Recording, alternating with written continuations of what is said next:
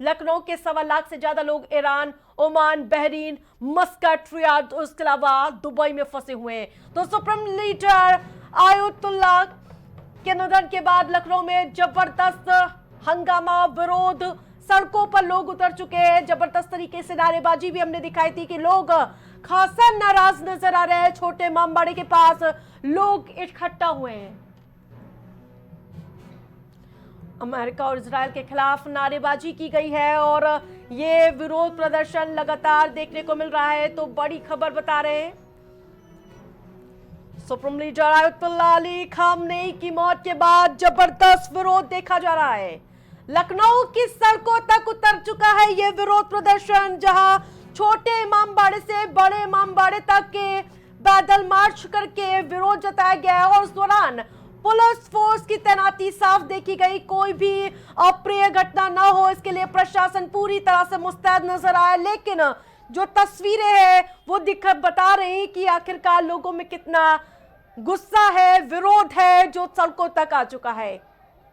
तो नारेबाजी आप सुन सकते हैं।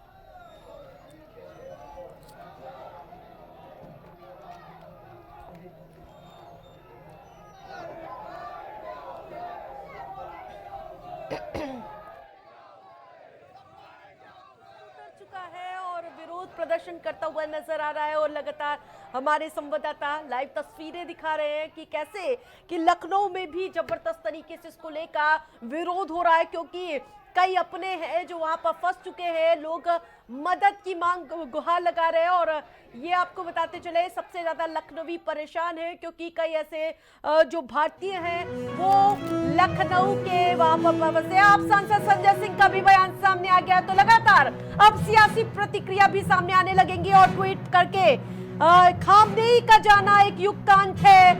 आप सांसद संजय सिंह का रुख सामने आया, उन्होंने कहा कि एक युग का अंत है और इसके अलावा भारत ने एक भरोसेमंद दोस्त को खोया है। तो आप समझिए कि अब भारत की भी राजनीति इस बार पूरी तरह से हावी होती हुई नजर आएगी। ईरान भारत का परंपरागत मित्र है। तो ट्वीट किया गया है आप सांसद संजय सिंह की ओर से। उन्होंने कहा कि खामनेई का जाना हमारे लिए बेहद ही क्षति, और ईरान ने हमेशा से भारत का साथ दिया है। तो ट्वीट के जरिए आप सांसद संजय सिंह ने अपना रुख क्लियर किया और साथ ही उन्होंने कहा कि खामनेई का जाना एक युग का अंत है।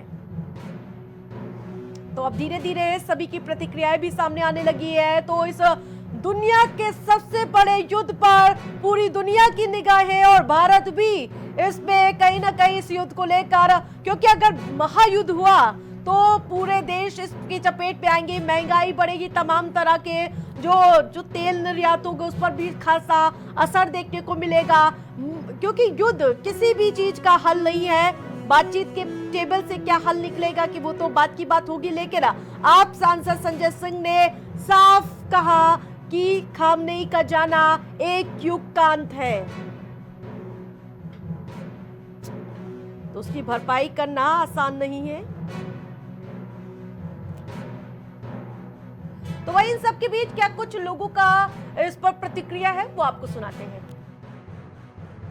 जिस तरीके से ईरान जैसे एक इंडिपेंडेंट और सॉवरेन कंट्री पर इज़राइल और यूएस ने अटैक करके तमाम इंटरनेशनल लॉज की धज्जियाँ उड़ाई हैं, इसकी हम सब लोग सख्त अल्फाज में मजम्मत करते हैं।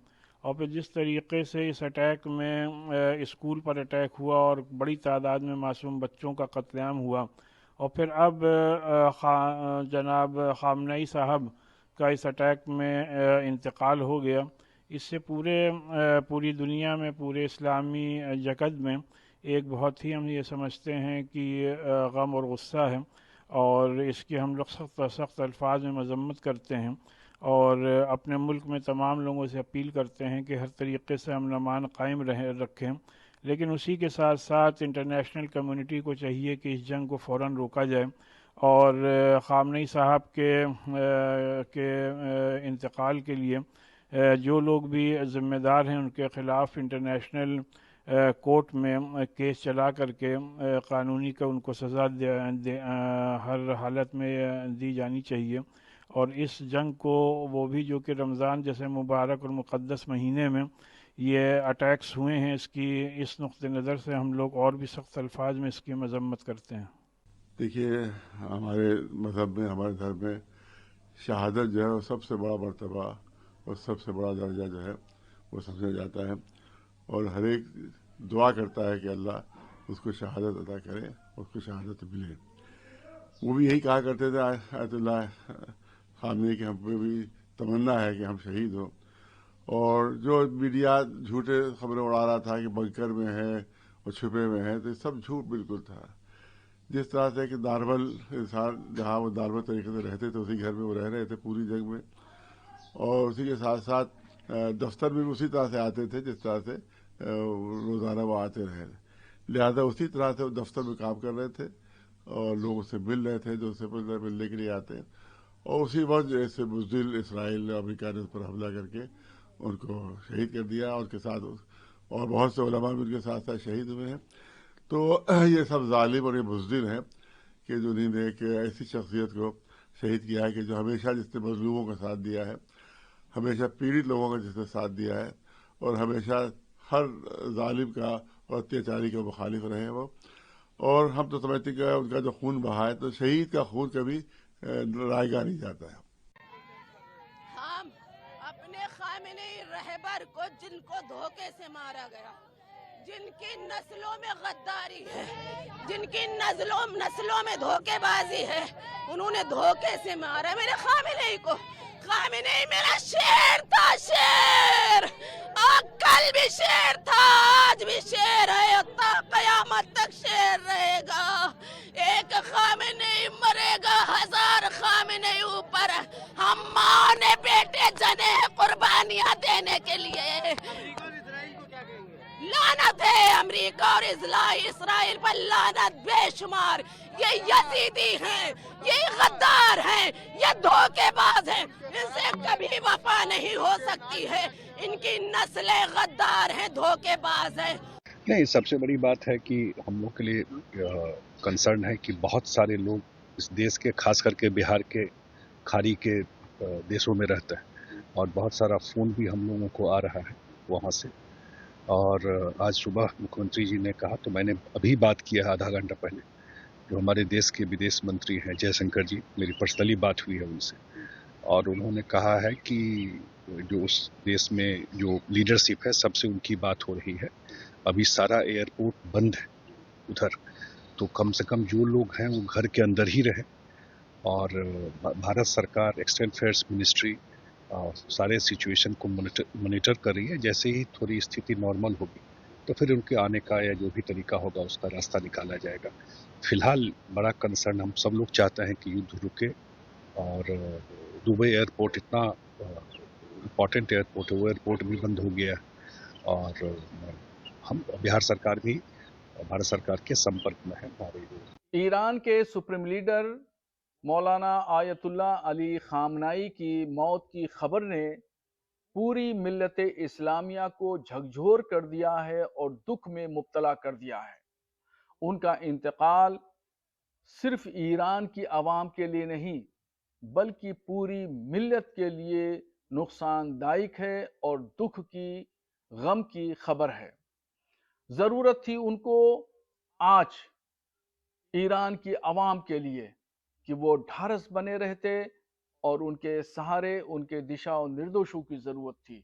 मगर अमेरिका और इसराइल की जालिमाना कार्रवाई ने और अमेरिका की जुल्म और बर्बरियत ने उनको शहादत के मकाम पर पहुंचा दिया। देखिए, जंग में जीत किसकी हो, किसकी हार हो, ये अलग विषय है, लेकिन मानवता हारती है, इंसानियत हारती है, जीवन हारता है।